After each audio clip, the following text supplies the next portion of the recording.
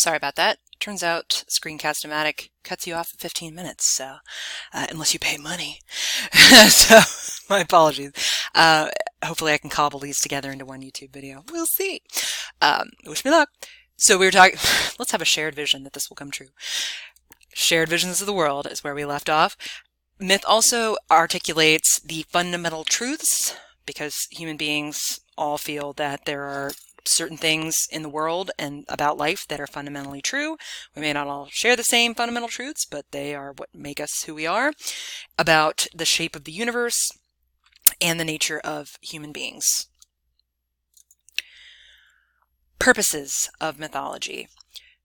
Again, it's about more than entertainment, but that is a big one. Let's just think about the context historically in terms of what else there would be for entertainment for these groups of people. Storytelling, much like the storytelling we enjoy now, kicking back when there's no Netflix to kick back with for them. So this would be it for them. So being a good storyteller would have been a very culturally valuable position to be in.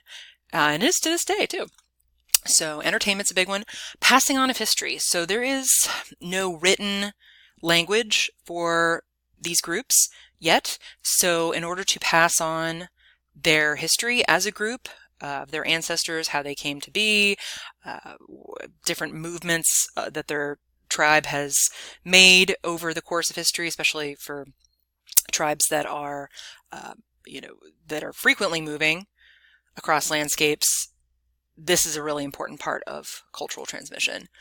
Again, passing on of culture, passing on of religious values. We are going to talk about some of the religious values that obviously we can't group all Native American tribes together, or even groups within tribes together in terms of having one set religion, but there are some commonalities and things that need to be understood, particularly in ways that they differ from Western Judeo-Christian religious values, and how that's going to bump up against each other in many ways when we get to the First Encounters unit. Explaining of natural phenomenon. So again, we have the benefit of scientific inquiry and discovery that allows us to make sense of natural phenomenon around us. If we did not have that, humans will find an answer for questions where there may not be an answer yet. So this can be a creative way of explaining these things that would otherwise be terrifying. Explaining the unexplainable. So again, human beings, we love a good mystery, but we need answers to questions, to things that we otherwise don't have a way to explain.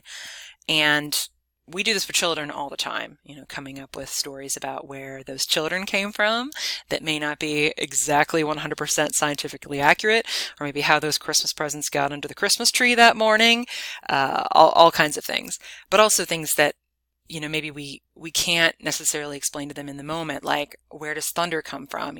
A 3-year-old isn't going to understand the concept of static electricity, but it would be scary if there was no explanation for it, and if you as an adult said, well, I don't know. So, you might come up with some kind of story that maybe God's moving furniture around upstairs or something like that, or bowling. It also provides psychological relief. So as humans, we like to believe, or even imagine, or live in a world where we feel like justice will always prevail, that being smaller and weaker does not necessarily mean that you can't be the hero of the story. We love stories where the underdog wins, even though that rarely happens in real life.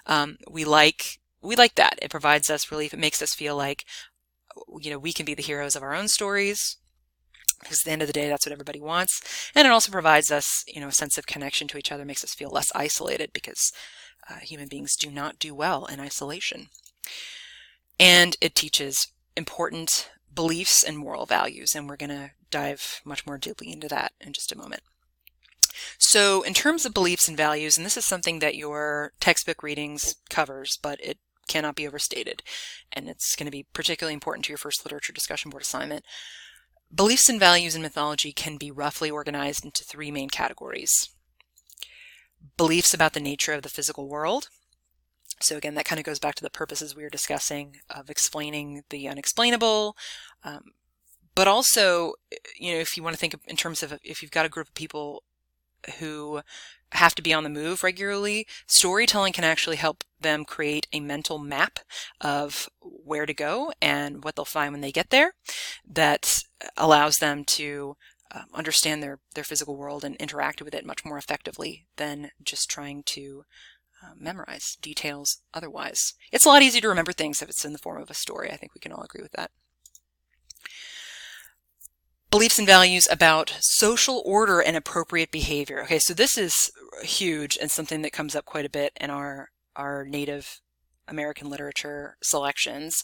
You'll see that in a few of the stories that we read, especially when characters act out and go against appropriate social order and behavior, against the norms of the hierarchy, particularly tricksters, and what the consequences are for that. So again, kind of go back to the Berenstain Bears. It wasn't socially appropriate. It wasn't polite of me as a child to nibble my nails. And so reading that story kind of not shamed me into it, but made me want to be more like the character in the story and do the right thing. But there are plenty of myths out there that contain all kinds of shameful consequences, or worse than shame, for characters who go against the grain socially and behaviorally. Beliefs about human nature. So particularly the question of, are humans naturally good or are humans naturally evil? And this is something that's going to be, again, a crucial distinction between Native groups and colonizers, because they have fairly diametrically opposed ideas about that subject. So in class, this is where I would show a video about, in particular, a myth about the first Cherokee pot. It's just a few minutes long. There's a very wonderful storyteller in it who talks about his storytelling methods and tells the story of the first Cherokee pot. I highly recommend you take a second to take a break and watch it going forward. So myths also establish kinship between humans. It can be a way to kind of record who's who in terms of relationships to one another. Kinship between humans and the physical environment. So culturally, how we look at our physical environment impacts the way that we're going to relate to it. If we look at our physical environment as an enemy, as an impediment, as something to be conquered or commodified or used up or taken for granted, if we look at it as something separate and distinct from ourselves, that is going to have a huge impact on how we interact with that environment. But if we look at the physical environment as being part of us and us being part of it in a way that is inextricable, then we are going to interact with that environment differently. Life cycles and continuance of life. So when we get to the topic of the medicine wheel, this is something that's going to come up. How cultures look at life and death, because that's something that all cultures have to face. The views on that are frequently passed along through myths and storytelling. Balance of power. So we like to think about, we've got this kind of romanticized vision of Native American groups as being like completely egalitarian and everybody, it was just kind of a hippie free-for-all. And while some groups were far more egalitarian than others, usually smaller groups, the more people you have in a group, actually they've come up with a number and it's 50. Anything over the number 50, it inevitably leads to hierarchy. Otherwise it's chaos. So myth can kind of reinforce what the roles are within a family, within kinship groups, within a tribe, so that everybody knows who's in charge and why, and how to relate to one another within those groups, which can otherwise, lead to chaos. And that's where we get stories where there's consequences for going against the power balance. We talked about this a little bit already as well, that tie between the past, the present, and the future, thinking about it more in terms of a wheel than a ladder, particularly in Native American literature. And then the storytelling also allows for communication between the mortal realm and the supernatural realm. So there's a lot of kind of calling down or calling to supernatural deities and figures throughout the stories and songs and poems and chants that we're going to read with this unit. So I touched on this a little bit, but again, really important, especially going into the first encounters unit, but also just to get a sense of the readings in and of themselves. There's some significant differences in spiritual value between Native peoples. Again, we don't want to group them all together into one big homogenous group because they're not, but generally speaking, fairly universally, the differences between Western Judeo-Christian values, spiritual values, and Native spiritual values are these. It's very rare that you'd have a group with a single supreme, autonomous, and eternal supernatural omnipotent being. So like the Judeo-Christian God, which is, you know, I am that I am, the one and only God.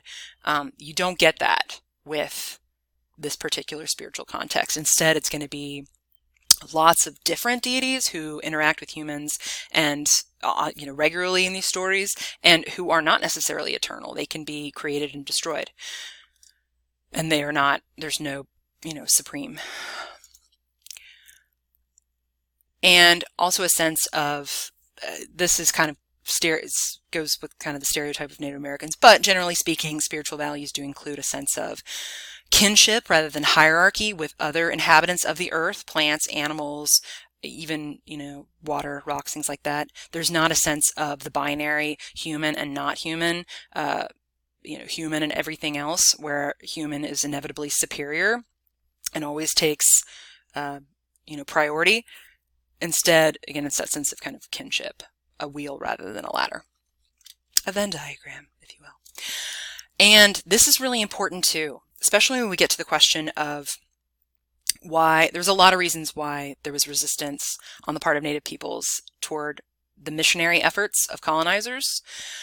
A lot of reasons. But one of the things that just didn't translate well was this sense of a fall from grace, because most origin stories for Native peoples do not involve an evil precondition or a loss of harmony or balance that would need to be restored by a Messiah or by, again, an all-knowing, omnipotent God. Humans are not born with original sin in their eyes. If anything, you know, when we look at the emergence story of the Zuni, it's the opposite. It's about emerging, the emergence of the peoples, that's the name of the story, from darkness, from their position deep within the earth, which we could say maybe relates to caves, cave dwelling as prehistoric people, starting kind of in darkness and making our way toward the light. And so they look at the world that they are in the present moment as the best of all possible worlds. There was never a fall from Eden. They're in Eden and they never left. They're there, and there's no saving that needs to be done in their minds, or anything that needs to be restored. They already have balance in their lives, in their minds, and that balance has to be continuously restored through the form of sacred storytelling, sacred acts, sacred objects, which is really important when we get to how the missionaries tried to intervene with those practices, and how that made particularly the Pueblo people feel as though the balance had been disrupted and needed to be restored. Not through Christianity, but through taking back their land and culture, and ultimately killing those who stood in their way, because they felt that they had angered the spirits who up to that point had been in balance with them and protecting them. Okay, so Screencast Max is about to cut me off, so I'm going to stop here and then pick up with the next chunk, the next 15-minute chunk.